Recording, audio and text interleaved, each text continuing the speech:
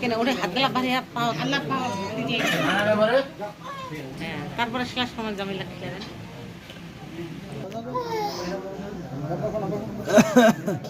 তোমার শিখ তোমার তো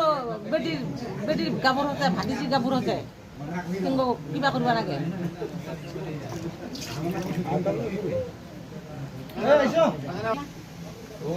সামনে তো ভিডিও ভিডিও